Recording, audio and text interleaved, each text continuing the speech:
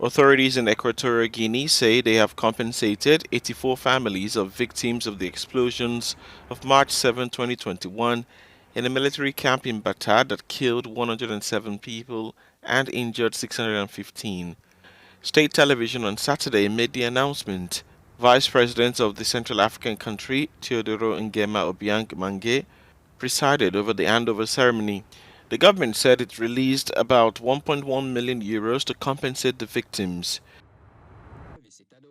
The city of Bata is home to about 800,000 of the 1.4 million inhabitants of the country rich in oil and gas. On March 7, 2021, 4 explosions had literally devastated the Nkwa Ntoma camp in Bata and many neighboring residential areas after a fire caused by a poorly controlled fuse.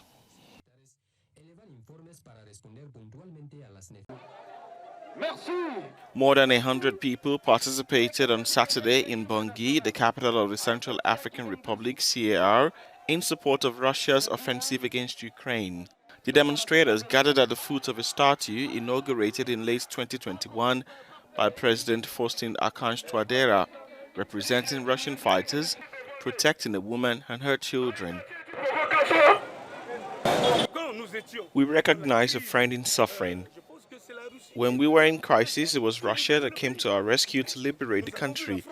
We saw France, which was there but did nothing, and France continues to bully us. We have to tell certain truths today. Russia is coming to liberate us.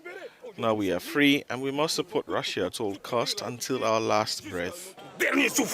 Russia came to our country in the moment of crisis. Our country has suffered. Our country has been mistreated by the rebels, and that is why we came to support Russia. Many waved Russian and Central African flags in the heart of the capital near the university. On Wednesday, the CAR abstained during a vote at the United Nations General Assembly of a text that demanded that Russia immediately cease the use of force against Ukraine. At Kyiv's main train station, people are scared, tired and desperate to flee the fighting. Some of the women and children make it onto a train headed to Lviv in western Ukraine, near to the border with Poland. Despair sets in for those left behind, such as Ksenia. There's not enough room on the train. Why did I leave today? Because it's terrifying. Now there's a threat of a nuclear explosion. Troops are approaching Kyiv. That's why there's a crowd like this. People just want to live. I thought it wouldn't last for so many days. Nobody believed it. Nobody believed that we would have to flee. This man, Alexander, is having to say goodbye to his 5-year-old daughter, Anna.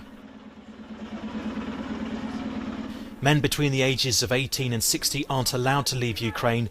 They're needed to fight the might of the Russian military. Many in Kiev have now said goodbye to their children and their wives, hoping they'll be safe and wondering when or even if they'll see them again.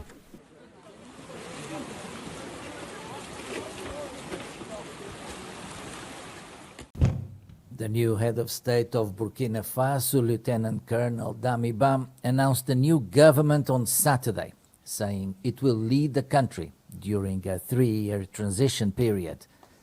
The new executive consists of 25 ministers, including 6 women.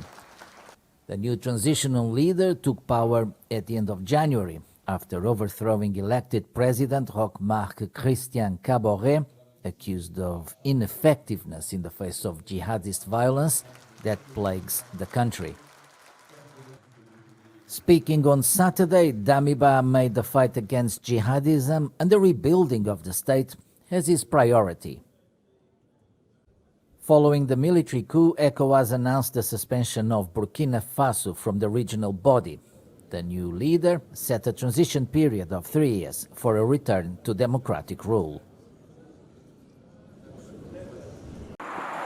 The head of the UN mission in Mali condemned an attack by extremists last Friday that resulted in almost 30 dead amongst Malian soldiers. According to a statement from the Malian army, the extremists killed 27 soldiers and left 33 wounded. For local residents, the attack against the Mondoro camp was predictable. C'est triste ce qui s'est passé à Mondoro, mais il fallait s'y attendre. What happened in Mondoro is sad, but it was to be expected, because we are dealing with people who are almost invisible. We are dealing with people called terrorists who are there and who are in disarray, so they are ready to do anything to defend themselves. Donc prêts à tout pour se défendre. The whole world can see the situation in Mondoro today. It didn't start today. We've been in the same situation for 3 years. There are mines exploding all the time. Our relatives die overnight. It's really, really bad. The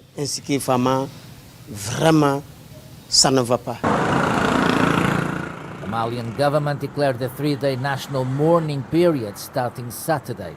France and its European allies in the Takuba Special Forces Group have recently announced their military withdrawal from Mali. Local residents fear for their future. We are very worried because further attacks cannot be ruled out in this area. The area is under great threat. The Mondoro camp is close to the border with Burkina Faso and has been the target of several attacks in the past by jihadist groups operating in the area for several years.